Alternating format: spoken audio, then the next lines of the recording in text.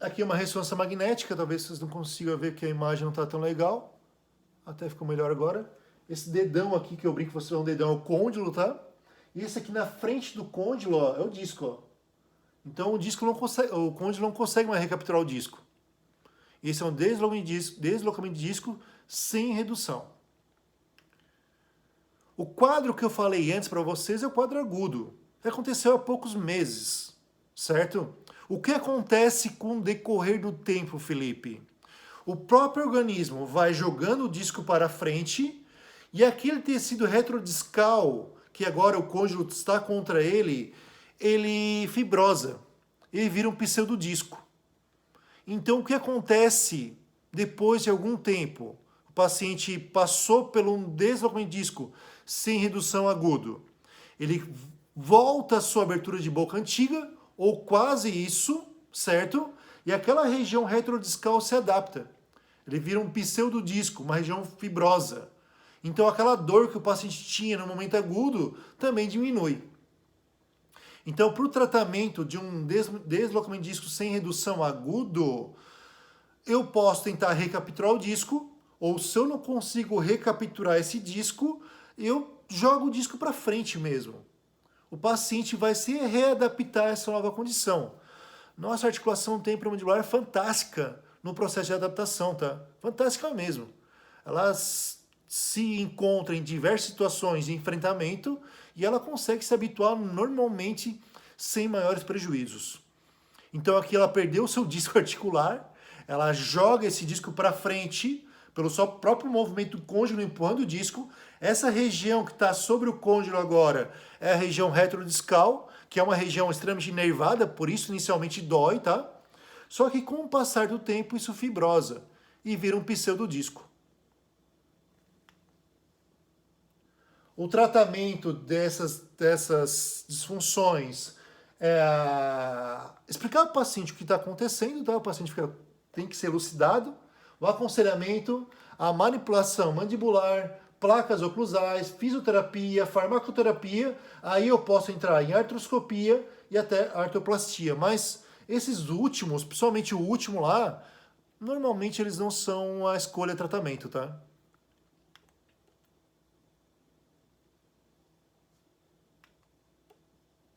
Nosso crônico, então, né? Como eu falei para vocês, ó, a região retrodiscal, que era uma região de tecido conjuntivo, frouxo, ela é fibrosa, ela se adapta e vira um pseudodisco. Então, muitas vezes, o paciente perde a relação disco-côndilo, não consigo mais melhorar essa relação, eu simplesmente vou jogar esse côndilo para frente com fisioterapia e a região retrodiscal vai se adaptar. E muitas vezes esse é o tratamento do paciente. Novamente, não vou conseguir adentrar em tratamentos de disfunções, tá? Isso é uma pincelada do que é esse universo para vocês. Ah, tá. Isso aqui eu não vou passar. E doenças degenerativas, pessoal. Eu tenho algumas alterações degenerativas da ATM, tá? Essas alterações degenerativas são mais presentes em pacientes aí adultos para idosos, tá? E elas geram alterações da morfologia do côndilo. Elas podem estar também atreladas à dor, ou elas podem ser somente um processo de adaptação do côndilo em virtude de injúrias. Eu tenho alguns tipos de artrite, tá? Novamente, é um universozinho dentro de cada um delas: artrite traumática, infecciosa, reumatoide, hiperuricemia, hipersorática e anquilosante. A mais comum da gente é a osteoartrite. Eu vou trazer só como osteoartrite, ela está relacionada com dor. Em uma osteoartrose, normalmente é só uma remodelação da articulação sem dor, tá? Alguns critérios de diagnóstico estão nos processos de sintomas. A osteoartrite está relacionada com dor e uma sensação de crepitação, de areia na articulação. E a osteoartrose é somente a sensação de areia na articulação. Na hora que a gente pede um exame de imagem, a gente vai encontrar cistos subcontrais, erosão, esclerose, que é um espessamento, um osteófito, que é como se fosse um bico de papagaio. Acho que cortou essa última parte, vou repetir, se não cortou vai ouvir de novo. Na imagem de osteoartrite ou osteoartrose, vocês vão encontrar cistos subcontrais, erosões, escleroses, que é um espessamento, osteófito, que é como se fosse um bico de papagaio. Então aqui é uma tomografia computadorizada, tá? Isso aqui é uma ATM saudável, não tem alterações, tá? Isso aqui é uma ATM com uma osteoartrose ou uma osteoartrite. Novamente, a principal diferença, bem a grosso modo, assim, é que uma osteoartrite tem dor, tem um processo inflamatório. E uma osteoartrose é só um processo de remodelação, que normalmente não gera dor, é subclínico. Então aqui eu tenho um osteófito, um bico de papagaio aqui, eu tenho cistos subcontrais, eu tenho um espessamento do próprio côndilo, então eu tenho alterações presentes no exame de imagem. Então quando o paciente nos procura com dor articular e sensação de crepitação, areia na articulação, um exame de tomografia computadorizada é interessante.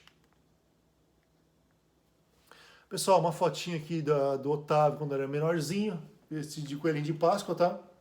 Novamente, é um assunto, um universo inteiro dentro das funções, é uma especialidade, tá? Odontológica.